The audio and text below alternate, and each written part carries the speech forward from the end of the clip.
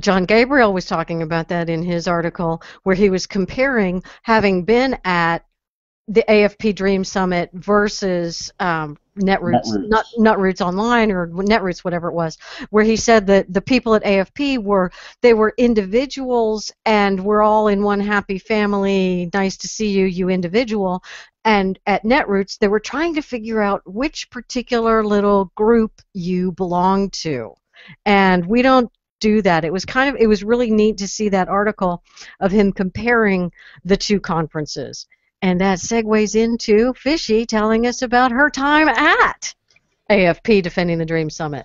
Yes, I was really excited to see that piece from Jon. Jon Gabriel was, one of the many bloggers that I got to see there, this close to having my picture Johnning with him with a drink, but I didn't have my Sonic cup with me, or I would have done it.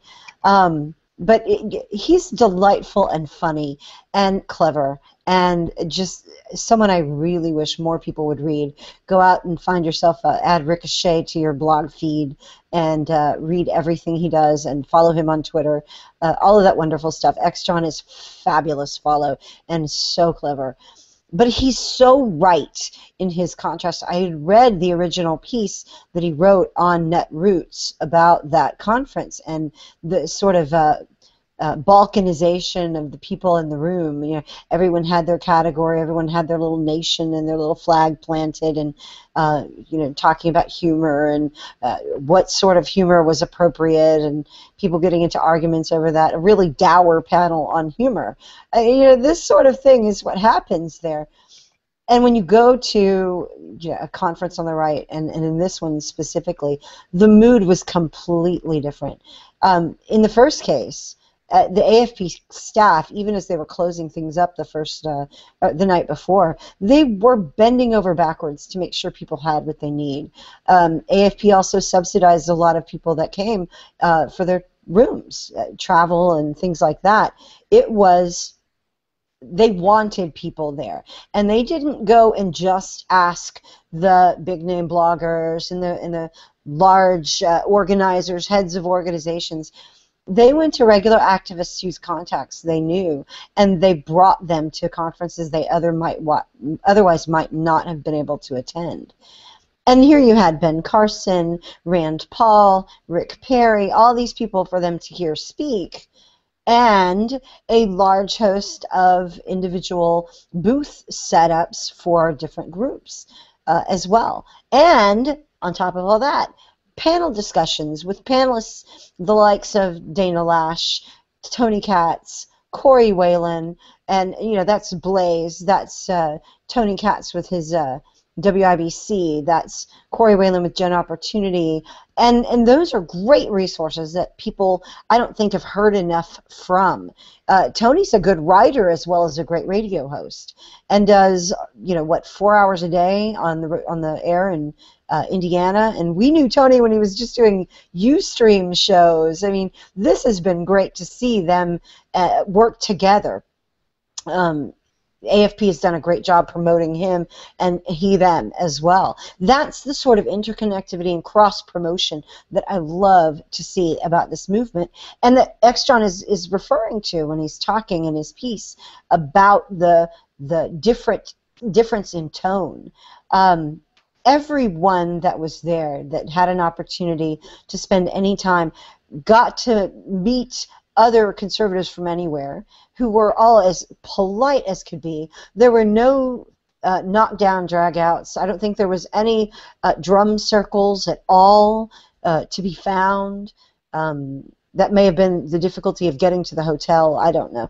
But it was a completely exciting time. People were pumped up about what was going on. If there were problems in education or something, there was a panel for that. If there's an issue on energy and fracking, there's a panel for that. You could learn all sorts of things. But even better than all that, even better than all of those things, what was really great was they had a door-knocking day where they took attendees and went out into Dallas and knocked on doors. Yes, and they had an opportunity to learn phone banking, to go and be trained on the spot how to phone bank for people. And different levels of social media training, panels where you could learn the basics, and then the medium level, and then the advanced level. Even beyond that, they had a Facebook setup table in a room where you could go and get, I think, Facebook employees who would come and help you set up what you wanted to do on Facebook.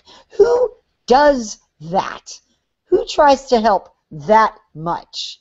I was so impressed with what AFP had done in this conference. And I've been to one of these before, and it was in this vein, but this was that on steroids. And while I loved the smaller conference that AFP did, that Leslie and I did get to attend in the early summer, late spring, this one was phenomenal. And the great thing about it is that the Defending the Dream Summit is annual and it moves around. So this year was in Dallas. They're talking Indianapolis next time. Don't know if that's confirmed, but that is a possibility. Oh, and the best that I saved for last was I have bragging rights now because I have actually met Corey and Andy from the Party of Choice. And and there were even pictures that I saw. Pictures. They They're were so absolutely adorable. Oh my God. Oh, and in person it's even funnier to watch what you just hear on the The Refinery, to interaction watch between it the two of happen. them. The looks on her face when he does things and says things.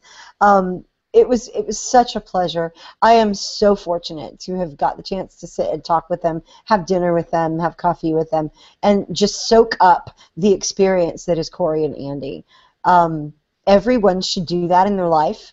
It will change you. It really will. I spent a lot of time trying to get people to their booths. Andy got a couple of interviews on the radio that were really good, and you can find them on the Party of Choice's YouTube channel. It is really an amazing experience watching them take off. From their contacts in Colorado with campaigns they've worked on, they're now going to, in January, be presenting at an AFP state summit in Colorado.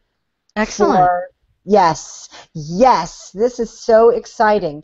And with their contacts with AFP during that, I'm really hoping that they're going to be seen in a lot more places in the future, in other conferences as well.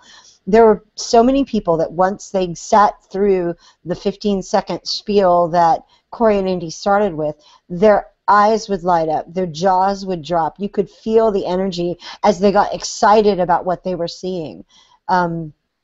It was such a pleasure to watch. It was so neat to see people get it and come back and visit the table again and bring other people to visit the table. It was, in spite of it being kind of in the corner because they needed power, they had a pretty good amount of traffic all the time. People are paying attention to the Party of Choice, and all credit and amazing props to Andy and Corey for all that they went through to get this done, to improve the movement. I am so excited for what this means in the future.